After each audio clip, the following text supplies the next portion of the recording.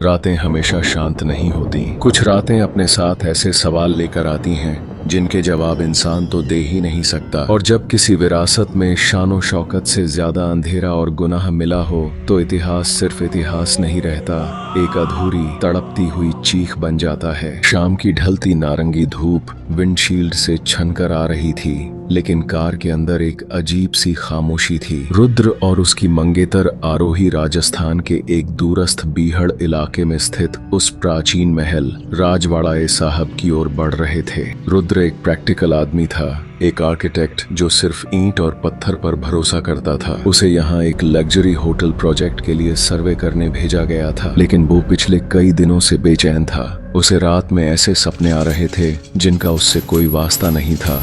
जंजीरों की आवाजें और एकदम घुटने वाला अंधेरा। आज जैसे जैसे वो महल के करीब आ रहा था, उसके सिर में एक जाना पहचाना दर्द उठ रहा था, जैसे यह रास्ता उसका देखा हुआ हो। आरोही ने उसका हाथ थामते हुए पूछा, रुद्र तुम पसीने से भीग रहे हो, क्या हम वापस चलें? रुद्र ने जबरदस्ती मुस्कुराने की कोशिश की और कहा, नहीं, शायद सफर की थकान है। पर वो जानता था कि यह झूठ है। महल के गेट पर पहुंचते ही एक सन्नाटा पसर गया। हवा रुक गई थी। धूल से जमा हुआ स्तंभ और जालीदार खिड़कियां ऐसे लग रहे थे जैसे हजारों आंखों के पपोटे हों जो उन्हें घूर रहे हों। जैसे ही रुद्र ने गेट पर हाथ रखा, एक करंट सा दौड़ गया।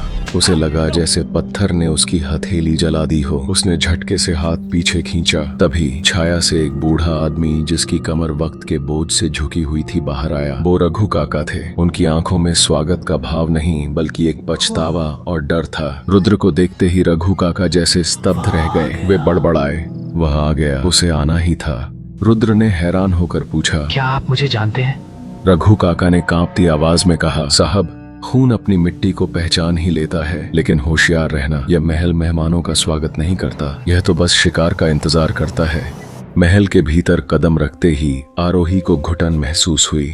उसे लगा जैसे दीवारों के पीछे हजारों लोग फुसफुसा रहे हैं। वे एक इमाम बाड़ा पार कर रहे थे कि रुद्र के कदम एक जगह ठिठक गए। एक बंद वीरान गलियारा। वहां अंत में एक विशाल काले लोहे का दरवाजा था। उस पर नक्काशी नहीं थी बल्कि सख्त सलाखें थीं और कई ताबीज लटके हुए थे।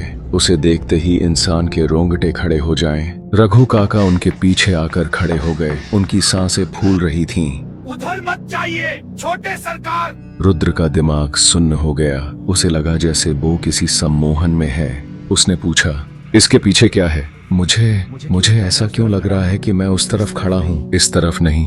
रघु काका की आंखों में आंसू आ गए। उन्होंने वो सच बोला जो सालों से छिपाया गया था। इसके पीछे राजवाड़ा का वो कलंक है जिसे मिटाने के लिए मेरी 3 पीढ़ियां यहाँ चौकीदारी कर रही हैं। वहाँ इतिहास नहीं, धोखा कैद है।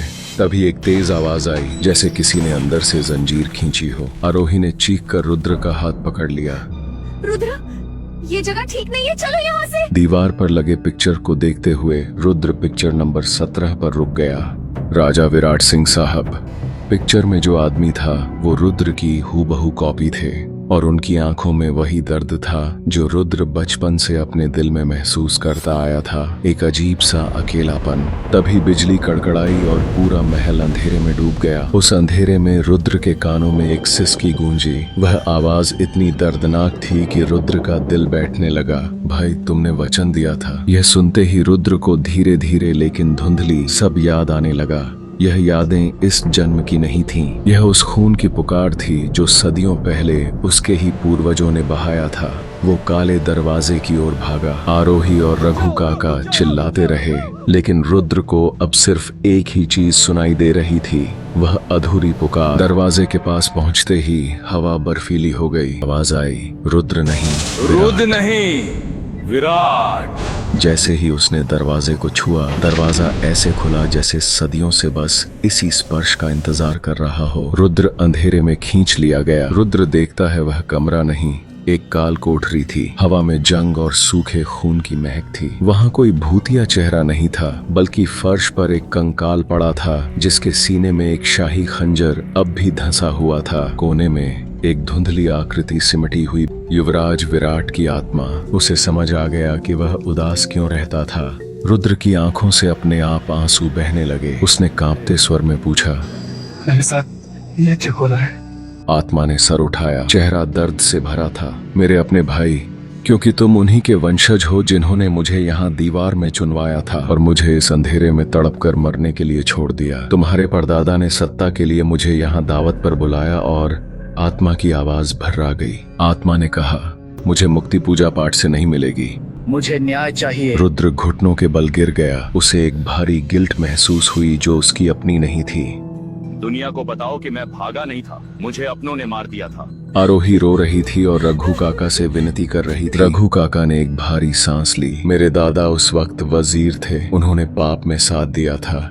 आज उसका प्रायश्चित करने का समय आ गया है। उन्होंने एक भारी पत्थर उठाया और ताले पर दे मारा। रुद्र जब बाहर निकला तो उसके हाथ में एक पुरानी डायरी और वह खंजर था। उसका चेहरा बदल चुका था, उस पर अब डर नहीं, एक गंभीर शांति थी। आरोही ने दौड़कर उसे गले लगा लिया।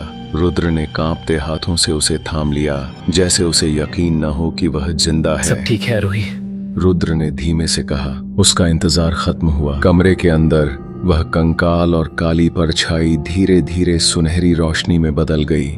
बरसों से वहां अटकी हुई वह चीख आखिरकार एक सुकून भरी सांस में बदल गई और हवा में घुल गई। अगले दिन अखबारों में खबर थी, राजा विराट की रहस्यमयी मौत का सच उजागर। रुद्र ने महल के उस हिस्से को तुड़वा दिया, लेकिन श्राप को तोड़ने के लिए दीवारें गिराना काफी नहीं था, सच बोलना जरूरी था। कहानी का अंत करते हुए मैं बस इतना कहूंगा, कुछ भूत हमें डराने नहीं आते, वे बस हमें यह याद दिलाने आते हैं कि हमने जो विरासत में पाया है उसमें कुछ कर्ज भी शामिल हैं जिन्हें चुकाना जरूरी है। रुद्र ने अपना कर्ज चुका दिया था।